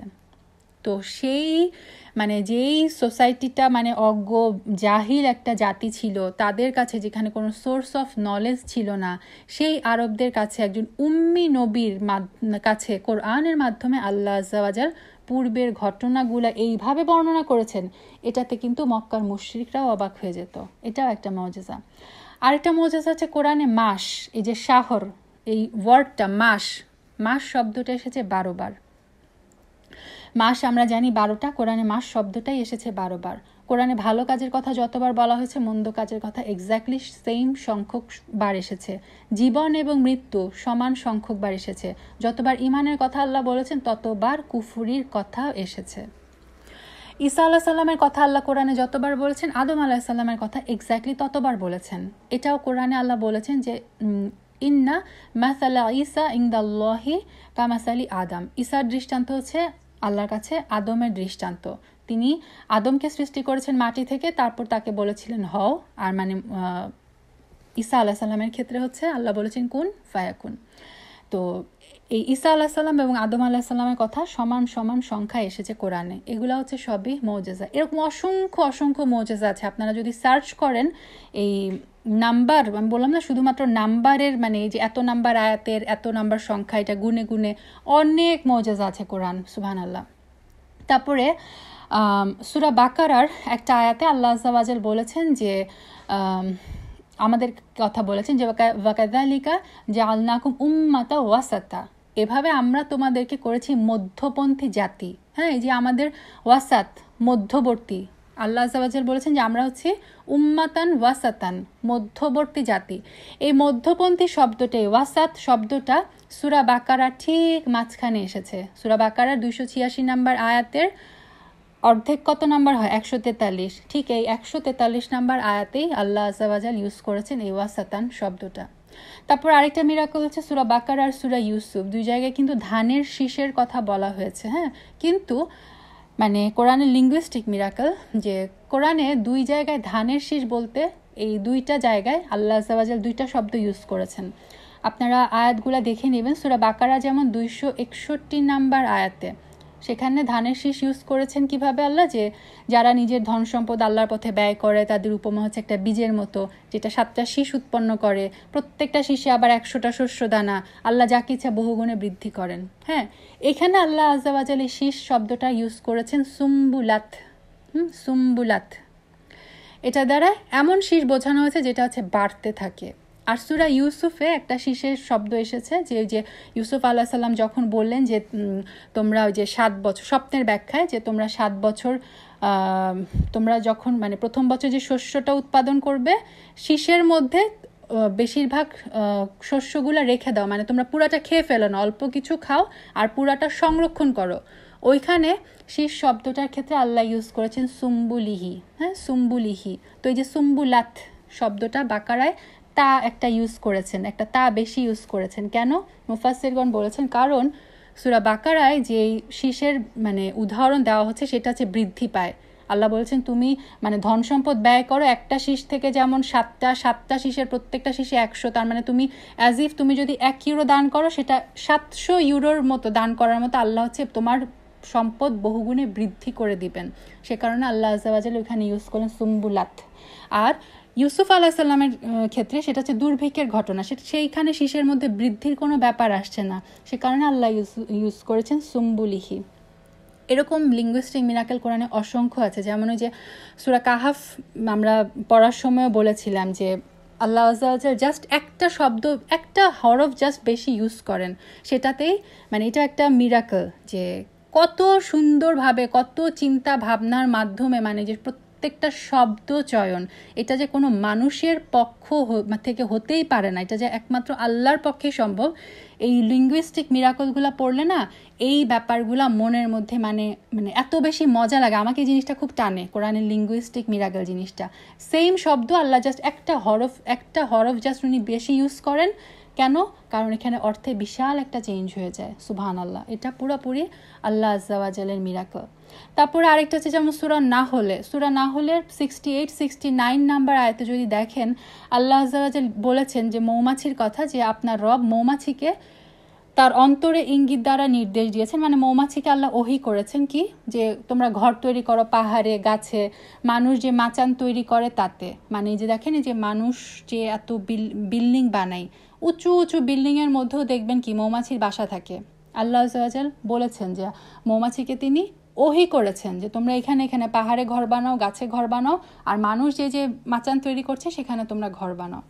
তারপরে আল্লাহ আজ্জা ওয়া জাল তাদেরকে নির্দেশ দিচ্ছেন সুম্মা কুলি, হ্যাঁ কুলি মানে খাও, প্রত্যেক ফল থেকে কিছু কিছু খাও। মজার ব্যাপার হচ্ছে এই যে কুলি হচ্ছে একটা মেয়েকে, মানে এটা হচ্ছে ফিমেল মানে আমরে, এটা হচ্ছে মেয়েদের ক্ষেত্রে বলা হয় কুলি। তো কেন আল্লাহ আজ্জা ওয়া জাল মেয়ে মাছিকে তার মানে উনি নির্দেশ দিলেন কেন? গবেষণায় দেখা গেছে খাদ্য সংগ্রহের কাজে নারী মৌমাছিরা জড়িত থাকে, পুরুষ মৌমাছি এসব কাজ করে না, তারা শুধুমাত্র সুরক্ষার দায়িত্বে থাকে, মৌচাক পাহারা দেওয়ার দায়িত্বে থাকে। এই কারণে আল্লাহ আজ্জা ওয়া জাল যে তোমরা প্রত্যেক ফল থেকে কিছু কিছু খাও, তারপর রবের সহজ পথ অনুসরণ করো, এটা উনি মেয়ে মৌমাছিদের উদ্দেশ্য করে বললেন। সুবহান আল্লাহ, দেখেন মানে এই কাজগুলো আসলে নারী মৌমাছিরাই করে শুধু, আল্লাহ কোরআনে এই কারণে মেয়ে মৌমাছিদের উদ্দেশ্য করে এই নির্দেশটা দিলেন। আরেকটা মিরাকল হচ্ছে মুসা আল্লাহ সাল্লাম, ঈসা আল্লাহ সাল্লাম। আমরা জানি যে তারা দুইজনই বনি ইসরায়েলের কাছে নবী হিসেবে প্রেরিত হয়েছেন। মুসা আল্লাহ সাল্লাম দেখবেন কোরআনে যখনই মুসা আল্লাহ সাল্লাম তার বনি ইসরায়েলদের সম্বোধন করে কিছু বলেন, তখন তিনি বলেন ইয়া কওমি ওয়াইজ ক্বালা মূসা লিকওমিহি, মুসা তার কওমকে উদ্দেশ্য করে বললেন। কিন্তু ঈসা আলাইহিসসালাম যখন সম্বোধন করেন বনি ইসরায়েলকে, ঈসা আলাইহিসসালাম কি বলেন? ইয়া বানি ইসরাইল ওয়া ইজ ক্বালা ঈসা ইবনু মারইয়ামা ইয়া বানি ইসরাইল। যখন মারিয়াম পুত্র ঈসা বলল হে বনি ইসরাইল, কেন? কারণ ঈসা আলাইহিসসালাম ইবনে মারিয়াম, তিনি মারিয়ামের পুত্র ছিলেন। মায়ের পক্ষ থেকে কিন্তু কওম পাওয়া যায় না, কারণ আমরা জানি কি বংশধারা আসে কি বাবার পক্ষ থেকে। সো মুসা আল্লাহ সাল্লাম যেহেতু বনি ইসরায়েলের, তার বাবা ছিলেন বনি ইসরায়েল, সে কারণে মুসা আল্লাহ সাল্লাম তার কওমকে বলতো ইয়া কওমি, হে আমার জাতি। ঈসা আল্লাহ সাল্লামের তো বাবা ছিলেন না, সে কারণে তিনি কিন্তু ইয়া কওমি বলেননি, তিনি বলেছেন ইয়া বানি ইসরাইল, কারণ বানি ইসরায়েলের কেউ তার বাবা না। সো তিনি তাকে হে আমার জাতি তিনি এটা বলতে পারেনি, তিনি রাখতেন ইয়া বানি ইসরাইল। এভাবে এগুলো হচ্ছে কোরআনের মিরাকল। সূরা রুমে আল্লাহ আজ্জা ওয়া জাল বলে দিয়েছিলেন যে রোমানদের পরাজয় হবে এবং পরবর্তীতে তাদের বিজয় হবে। আলিফ লাম মিম গুলিবাতিয় রোমকরা পরাজিত হয়েছে কাছাকাছি অঞ্চলে, তারা তাদের এই পরাজয়ের পর শীঘ্রই বিজয়ী হবে। এই সময় এই কথা শুনে তখন আরবদের ওই মুশরিকদের মধ্যে মহা হাসাহাসি, আর এরা বলে কি রোমকরা নাকি পরাজিত হবে আবার বিজয়ী হবে। তখন আবু বকর রাদিয়াল্লাহু তাআলা আনহুর সাথে একজন চ্যালেঞ্জ করেন যে এটা তো হতেই পারে না। তখন আবু বকর রাদিয়াল্লাহু তাআলা আনহু একটা নির্দিষ্ট সময় ধরে চ্যালেঞ্জ করেন যে ঠিক আছে 10 থেকে 12 বছরের মধ্যে রোম বিজয় লাভ করবে, হ্যাঁ। এবং রাসূল সাল্লাল্লাহু আলাইহি সাল্লাম তাকে বলেছিলেন যে এটা 10 থেকে 12 বছরের মধ্যেই রোম বিজয় লাভ করবে। তখন আবু বকর রাদিয়াল্লাহু তাআলা আনহুর সাথে এক মুশরিক এই ব্যাপারে চ্যালেঞ্জ করে 100টা উটের বাজি ধরেছিল। তো পরবর্তীতে অবশ্যই যেহেতু কোরআনে বলা আছে সত্যি সত্যি এই টাইমের মধ্যেই রোম বিজয়ী হয় এবং আবু বকর রাদিয়াল্লাহু তাআলা আনহু সেই চ্যালেঞ্জে বিজয়ী হয়ে যায়। এগুলা গেল জাস্ট মানে অসংখ্য মিরাকলের মধ্য থেকে আমি জাস্ট কয়েকটা বললাম। এখন শরীয়তি বিষয়ে কিছু কিছু মুজিজা দেখা যায়, যেমন কোরআনের চ্যালেঞ্জ। কোরআন আল্লাহর পক্ষ থেকে, আল্লাহর বাণী, কিন্তু আরবের লোকেরা বলতো যে না রাসূল সাল্লাল্লাহু আলাইহি সাল্লাম এটা নিজে রচনা করেছেন। তো তখন আল্লাহ যেমন চ্যালেঞ্জ করেছেন যেরকম কোরআন নিয়ে আসো, তারপরে আরও সহজ করে দিয়েছেন। সূরা হুদে যেমন আল্লাহ বলেছেন যে তারা বলে সে এটা নিজে রচনা করেছে। বলুন, তোমরা যদি তোমাদের দাবিতে সত্যবাদী হয় এর অনুরূপ 10টি সূরা রচনা করে নিয়ে আসো এবং আল্লাহ ছাড়া যাকে পারো এই ব্যাপারে সাহায্যের জন্য ডেকে নাও। মানে এটা আল্লাহ ডিরেক্ট চ্যালেঞ্জ করে দিয়েছেন কোরআনের, এটা হচ্ছে কোরআনের চ্যালেঞ্জ। আল্লাহ ছাড়া সকল সৃষ্টি মানুষ জিন সবার সাহায্য নিয়েও আল্লাহ এটা করতে বলেছেন, কিন্তু কি তারা আনতে পারেনি। কিন্তু যেটা আমি এর আগেও বললাম, আরবের তখনকার যুগ ছিল সাহিত্যের যুগ। সো সেই সময় আল্লাহ সাহিত্য রূপেই কোরআন নাজিল করেছেন। কোরআনের ল্যাঙ্গুয়েজ দেখবেন খুবই সূরা মারিয়াম যদি পড়েন তাহলে দেখবেন শাকিয়া মানে ইয়া ইয়া ইয়া, হ্যাঁ, সব কিছু। সূরা মুলকে দেখবেন মানে একটা রিদম, কোরআন কিন্তু খুবই রিদমিক। সূরা নাজমের রিসাইটেশন যদি শুনেন, সূরা নাজম হচ্ছে এমন একটা সূরা যে সূরা নাজম রাসূল সাল্লাল্লাহু আলাইহি সাল্লাম যখন এটা নাজিল হয় তার উপরে, তিনি একটা জায়গায় বসেছিলেন আর তার আশেপাশে অসংখ্য মুশরিকরা ছিল। রাসূল সাল্লাল্লাহু আলাইহি সাল্লাম যখন সূরা নাজম পড়ছিলেন সবাই এমনই মন্ত্রমুগ্ধের মতো সেই কোরআন শুনছিল। সূরা নাজমের লাস্ট আয়াতে সেজদার আয়াত আছে। রাসূল সাল্লাল্লাহু আলাইহি সাল্লাম লাস্ট আয়াতে যখন সেজদায় গেলেন সমস্ত মুশরিকরা তার সাথে সেদিন সেজদায় চলে গিয়েছিল। মানে তারা ওই মন্ত্রমুগ্ধের মতো শুনছিল। কোরআনটা হচ্ছে এরকম একটা সাহিত্যিক, যেহেতু আরবরা ওরকম সাহিত্যের যুগ ছিল, তারা কবিতায় পারদর্শী ছিল। আল্লাহ আযজা ওয়া জাল কোরআনটাকেও নাজিল করেছেন কিন্তু সেইভাবে অসম্ভব রিদমিক।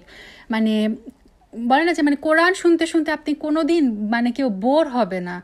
কত নন মুসলিমরা কোরআন শুনে শুনে কিন্তু অনেকে মুসলিম হয়ে গেছে। কোরআনের মধ্যে এমন একটা মেলোডি, এমন একটা তার যে ভাষা, তার যে সুবহানাল্লাহ, বলার ভাষাও আসলে আমার নাই।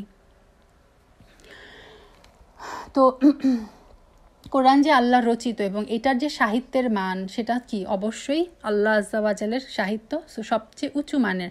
প্রত্যেকটা অক্ষর, প্রত্যেকটা শব্দ, প্রত্যেকটা সূরার যে অর্ডার, ইভেন কোন সূরার পরে কোন সূরা আসবে সেটার মধ্যেও কিন্তু মুজিজা আছে। কোরআনের প্রত্যেকটা সূরা, এটা একটা স্টাডি, কোরআনের প্রত্যেকটা সূরার প্রথম আয়াত এবং শেষ আয়াতে দেখবেন সেম, হ্যাঁ, প্রথম আয়াত আর শেষ আয়াত সেম। কোরআনের সূরা ফাতিহার সময় আমরা যেমন তাফসিরের সময় বলেছিলাম যে সূরা ফাতিহাটাও পুরাপুরি একটা ব্যালেন্সড। প্রথম হাফ হচ্ছে মানুষের জন্য, প্রথম হাফ হচ্ছে আল্লাহর, লাস্টের হাফ হচ্ছে মানুষের, মানুষ কিছু চাচ্ছে, আর এক্স্যাক্টলি মিডলের আয়াত হচ্ছে হাফ মানুষের হাফ আল্লাহর। তো প্রত্যেকটা সূরা এরকম, প্রত্যেকটা সূরা প্রথম আর শেষের মধ্যে একটা মিল আছে। একটা সূরা শেষ আয়াত পরবর্তী সূরার প্রথম আয়াতের মধ্যে মিল আছে। এগুলা কিন্তু স্টাডি, এগুলা নিয়ে অনেক মানুষের যা স্টাডি সাবজেক্টই হচ্ছে এটা, যে আয়াতের শেষ আর শুরুর মধ্যে মিলানো। যেমন যদি বলি যে সূরাতুল মুমিনুনের ফার্স্ট আয়াতে আল্লাহ বলেছেন কদ আফলাহাল মুমিনুন, অবশ্যই সফলকাম হয়েছে মুমিনরা। আর একদম লাস্টের দিকে আল্লাহ বলেছেন যে ব্যক্তি আল্লাহর সাথে অন্য কি ইলাহ করে এ বিষয়ে তার নিকট কোনো প্রমাণ নেই, তার হিসাব তার রবের নিকট আছে, নিশ্চয়ই কাফেররা সফলকাম হবেন না। তাহলে দেখেন, প্রথমে বলে দিলেন কারা সফলকাম হচ্ছে, একদম লাস্টে বললেন যে কাফেররা সফলকাম হবে না। আবার সূরা ইসরার শেষ আয়াত যদি দেখেন, সূরা ইসরার শেষ আয়াতে আল্লাহ বলেছেন ওয়াকুলিল হামদুলিল্লাহ, এবং বলুন প্রশংসা আল্লাহর জন্য। তারপরে সূরা কাহাফের এক্সাক্ট পরের সূরার ফার্স্ট লাইন হচ্ছে আলহামদুলিল্লাহিল্লাযী আনজালা আলা আবদিহিল কিতাব, সমস্ত প্রশংসা তার জন্য যিনি তার বান্দার উপর কিতাব নাজিল করেছেন। তো এই যে ইসরার শেষ আয়াত আর কাহাফের প্রথম আয়াত, এরকম প্রত্যেকটা সূরার শেষ আয়াত পরবর্তী সূরার প্রথম আয়াতের মধ্যে কিন্তু মিল আছে। সুবহানাল্লাহ। তো আল্লাহর হামদ দিয়ে আমরা আজকে শেষ করি যে হামদ শুধুমাত্র আল্লাহর সত্তার গুণাবলীর জন্য না, আল্লাহর সমস্ত নিয়ামতের জন্য আল্লাহর হামদ। এখানে আল্লাহর হামদ এই কারণে যে তিনি কোরআন দিয়েছেন, সেই কোরআনের মধ্যে কোনো বক্রতা নেই, কোরআনের মধ্যে কোনো সমস্যা নেই, কোরআনের বুঝতে কোনো কোরআনের সত্য মিথ্যার কোনো সংমিশ্রণ নেই, কোনো ভুলভ্রান্তি নেই। অনেক নন মুসলিম আছে যাদের কাজ হচ্ছে তাদের অনেকের পিএইচডি থিসিস থাকে কোরআনের ভুল বের করা, অনেকে আবার কিন্তু কোরআনের ভুল বের করতে করতেই মুসলিম হয়ে গেছে। সুবহানাল্লাহ, তারা বুঝেছেন যে কোরআনের মধ্যে ভুল বের করা সম্ভব না। আবার আল্লাহ আযজা ওয়া জাল কোরআনে নিজেই বলে দিয়েছেন যে এই কোরআন দিয়ে কাউকে কাউকে তিনি হেদায়েত করবেন, কাউকে কাউকে তিনি গোমরাহি করবেন। তো যাদেরকে আল্লাহ গোমরাহ যাদের কপালে আসলে হেদায়েত নাই, তারা আবার এই কোরআন দিয়েই কিন্তু গোমরাহির পথে চলে যায়। তারা আবার এই কোরআনের মধ্যে অনেক ভুলও খুঁজে পায়, অনেক কিছু খুঁজে পায়। সুবহানাল্লাহ, আল্লাহ তাআলা সবাইকে বোঝার শক্তি দেন। সুবহানাল্লাহ। আল্লাহ সমস্ত নাম, আল্লাহ সমস্ত জাত, তার সমস্ত গুণাবলীর জন্য আমরা তার প্রশংসা করি এবং আল্লাহর প্রশংসা এই জন্য যে তিনি আমাদের উপর রহমত করেছেন, তিনি আমাদের উপর রাসূল পাঠিয়েছেন, তিনি আমাদের উপরে এই কোরআন নাজিল করেছেন। আমাদের উপর আল্লাহ আযজা ওয়া জাল্লার সবচেয়ে বড় নিয়ামত হচ্ছেন তিনি আমাদেরকে মুসলিম বানিয়েছেন। অসংখ্য নিয়ামত দ্বারা তিনি আমাদেরকে ভরিয়ে রেখেছেন। আল্লাহুম্মা লাকাল হামদু কুল্লুহু ওয়া লাকাল শুকরু কুল্লুহু ওয়া ইলাইকা ইয়ারজুল আমরু কুল্লুহু। আল্লাহুম্মা লাকাল হামদ কামা ইয়ামবাগি লি জালালি ওয়াজহিকা ওয়ালি আযীমি সুলতানিকা। আল্লাহুম্মা লাকাল হামদু হাত্তা তারদা ওয়া লাকাল হামদু ইযা রাদিতা ওয়া লাকাল হামদু বা'দা রিদা। সুবহানাকা আল্লাহুম্মা বিহামদিক আশহাদু আল্লা ইলাহা ইল্লা আনতা আস্তাগফিরুকা ওয়া আতুবু ইলাইক। সুবহান রাব্বিকা রাব্বিল ইজ্জাতি আম্মা ইয়াসিফুন ওয়া সালামুন আলাল মুরসালিন আলহামদুলিল্লাহি রাব্বিল আলামিন। ইনশাআল্লাহ আজকে আমাদের তাফসীর হালাকা এইটুকুই থাক। নেক্সট উইক ইনশাআল্লাহ আমরা চেষ্টা করব আল কোরআনের যে বিভিন্ন নাম, সেই নামগুলো জানার এবং কোরআনের যে মাক্কি মাদানি সূরা এবং কোরআনের কিছু আয়াত, যে মুহকাম আয়াত, মুতাশাবিহাত আয়াত, তারপরে নাসখ আয়াত, মানসুখ আয়াত, ইনশাআল্লাহ এগুলো নিয়ে আমরা একটু বিস্তারিত জানার চেষ্টা করব বিইজনিল্লাহ। সবাই ভালো থাকবেন। আসসালামু আলাইকুম ওয়া রাহমাতুল্লাহি ওয়া বারাকাতুহু।